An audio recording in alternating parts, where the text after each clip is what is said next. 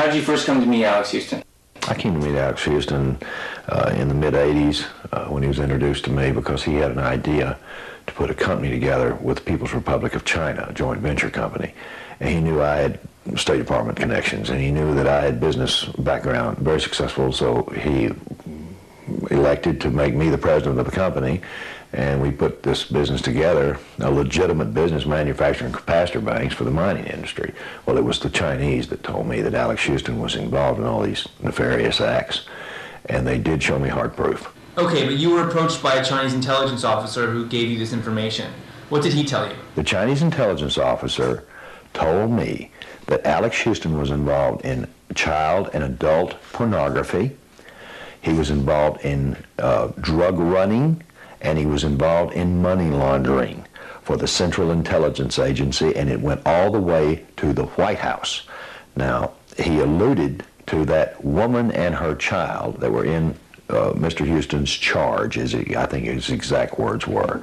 He didn't say they were married. He didn't say that they were related or even anything else. He said that they were Alex Houston's charges.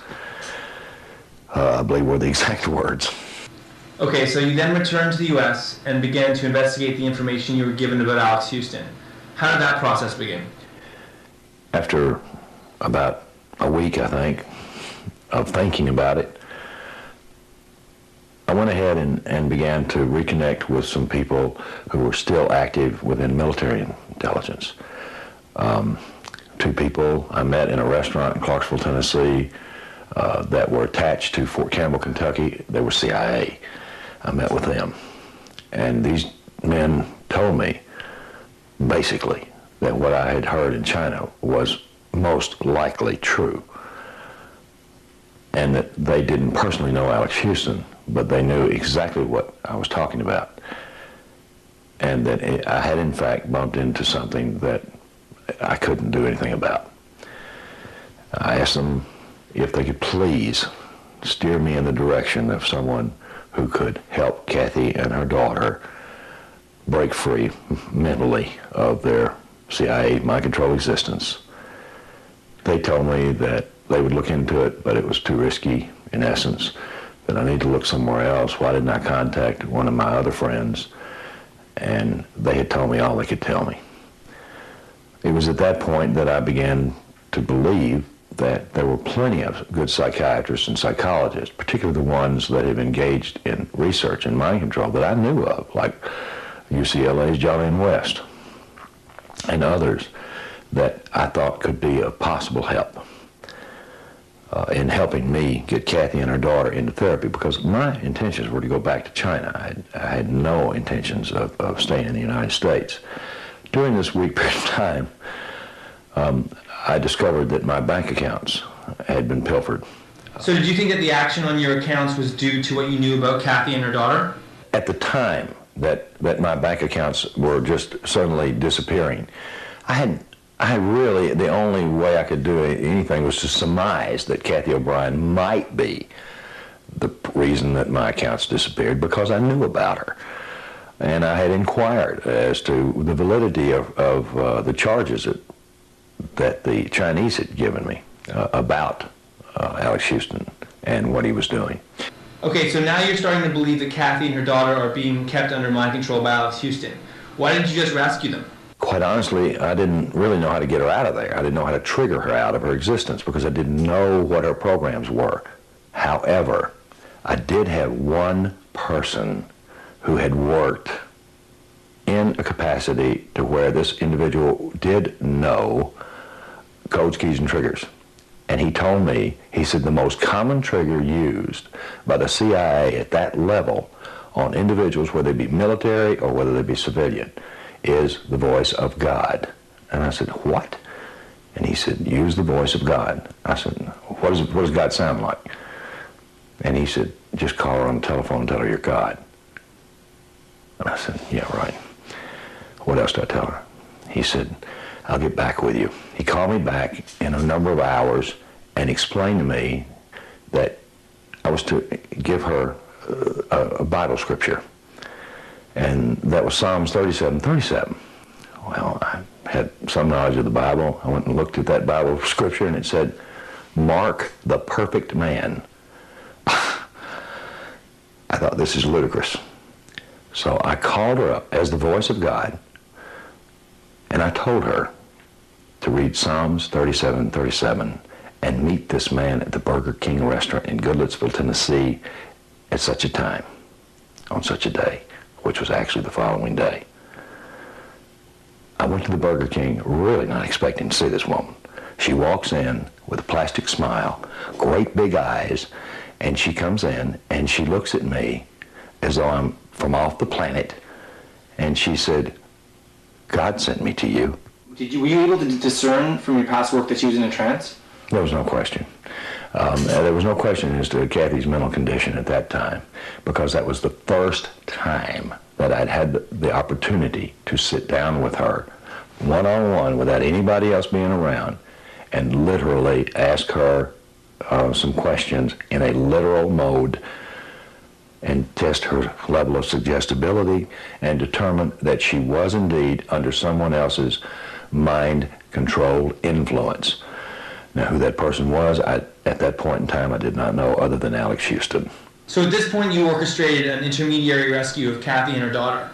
What was Houston's reaction? I called him up, or he called me, I'm sorry. Alex Houston called me and said, have you talked to Cathy? I said, no. I said, I really don't talk with Cathy. He said, well, she's gone. I said, well, I wouldn't have any way of knowing. And he said, well, I can't understand it. I mean, she's gone. She's taken my VCR. And at that point in time, I was just about to fall on the floor because I just lost $2 million and he's complaining about a VCR. And I don't know why, it's still funny to this day. He was complaining about all these little things that she took out of the house, which absolutely was nothing. She took nothing, amounted to anything, except some medical equipment for her daughter and his VCR. So what made you guys finally have to leave Tennessee? After 2 or 3 months of taking care of my business and trying to get my money back and et cetera, I ran into another problem. This same deputy called me up and told me the sheriff of my county wanted to see me. I went to see the sheriff, and the sheriff told me, he said, Mark, I don't know what you're into. It has something to do with that woman that's in your house. I said, well, what are you talking about? He said, you know that we work very closely with the FBI, the Federal Bureau of Investigation. He said, someone from the FBI in the Nashville, Tennessee office came into this office and told me that you were scheduled for a hit by the CIA. I said, well, no, that's their job to stop this. I said, CIA's not supposed to be operating on domestic soil, according to the Constitution. He said, Mark, I don't want to hear any of this. I want you to get out of my county. I want you to leave now. I don't care where you go. Just get out of my county. I said, well, I have a house here. I have property here. He said, sell it and leave. Give it away. Just leave it. Abandon it. Do whatever you need to do. But you're going to leave. I said, what are you threatening me? He said, no, I'm begging you. Please leave. After leaving Tennessee, you went to find some of your old spook friends in Nevada, but they weren't much help. Talk about what you did after that. After being sorely disappointed in Nevada and told that I had just got on the back of the tiger, that was what they told me. They said, now you're on the back of the tiger. You're going to ride that tiger until it falls. Because if you get off, it'll eat you alive, and there's nothing anybody can do. You have far, far outstepped your even common logic. I said, well, what should I do? They said, if I were you, I would go some remote place on this planet and act like you weren't ever coming back. Well, at that point in time, I came back and told Cathy, I said, I'm going to take you to the top of the world.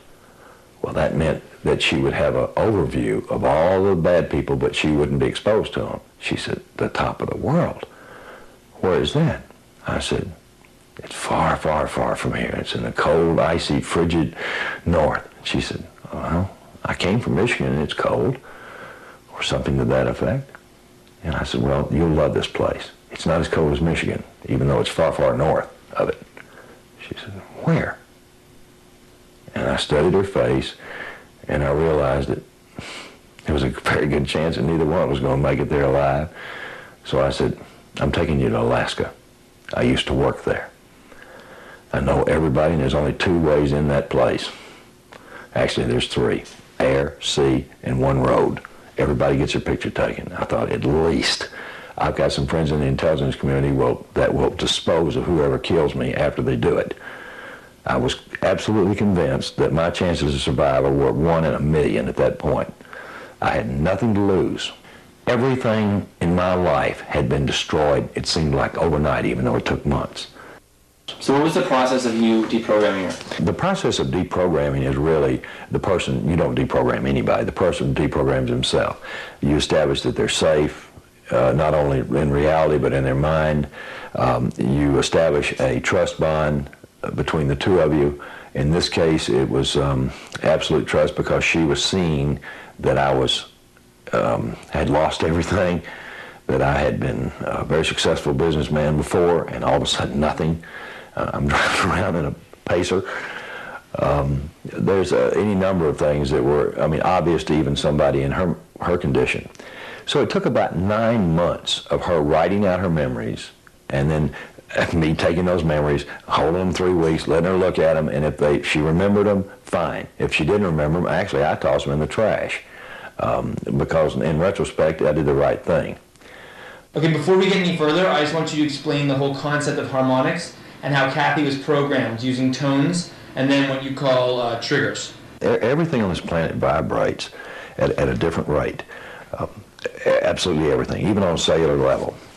What we're looking at here is the effect of changing that vibration at the brainstem.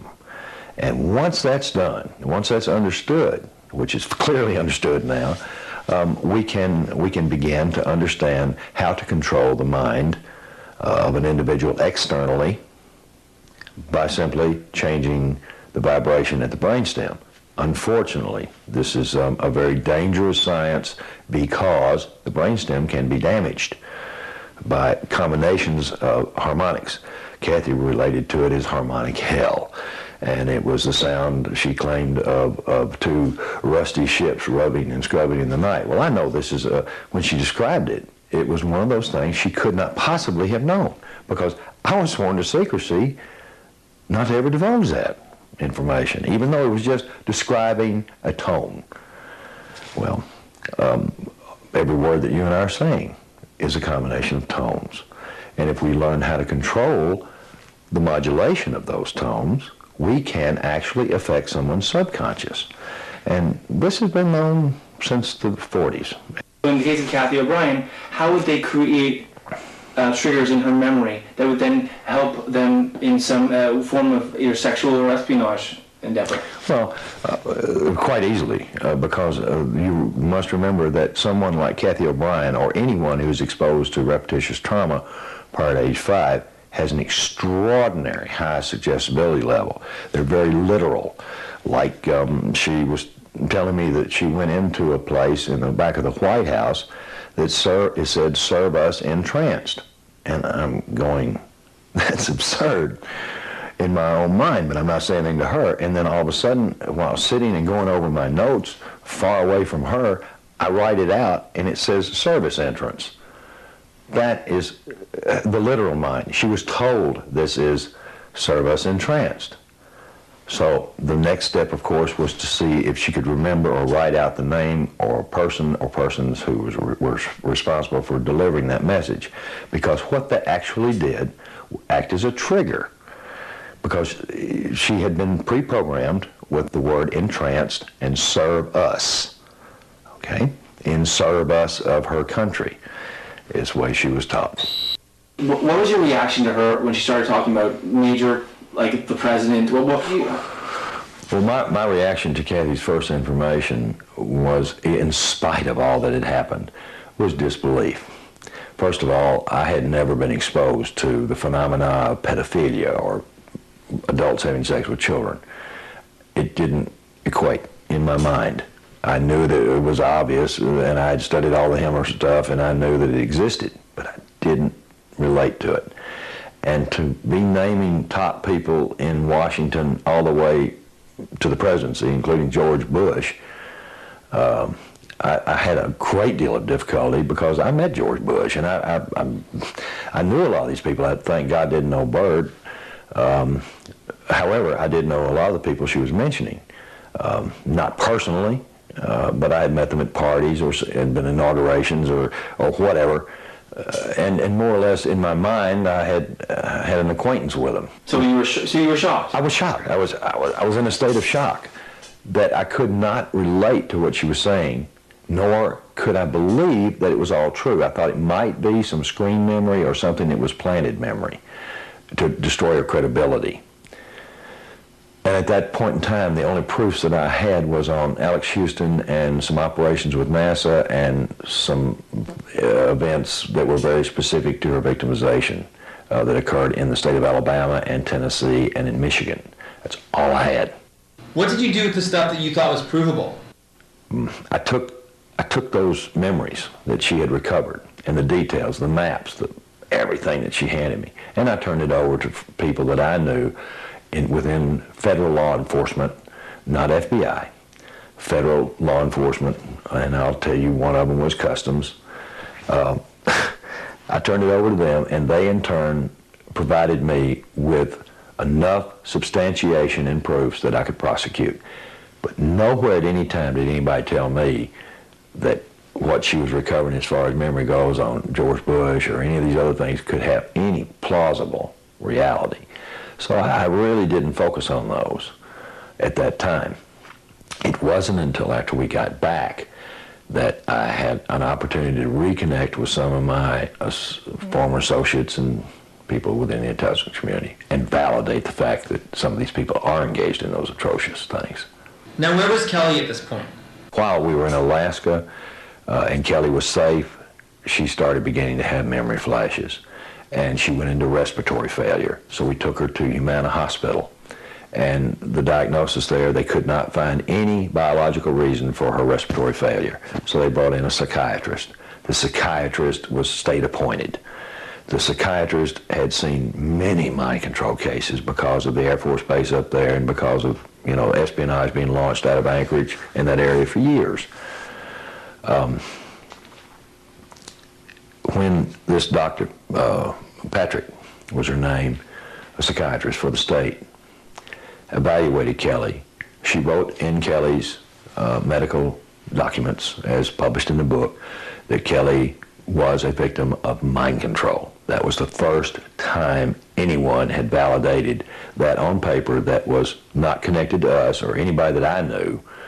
And she reported in that, reported in that medical statement that Cathy had been a victim and that she was in the process of recovering from a dissociative identity disorder. Now, Cathy had never been officially diagnosed, because if she'd been officially diagnosed at that point in time, she could never have appeared in court. So I never allowed her to have official diagnosis. It was a safety factor, a legal thing. So now what happened with Kelly? Well, Kelly went into the hospital and she never came out. Just to go back for a minute, Kelly was suffering from respiratory failure due to her programming. Can you just explain how it was used to keep her away from Cathy? The programming, again, was, the same as Cathy's, except Cathy's was digestive, Kelly's was respiratory. And respiratory is the most common programming used to kill spies who are captured. So how did the programming play out with Kelly? How did they use it against Kelly? Kelly went into what is known as an asthmatic attack. She doesn't actually have asthma, but she would go into a complete asthmatic attack, turn blue, stop breathing, and she'd have to be rushed into the hospital after just a few minutes in her mother's company.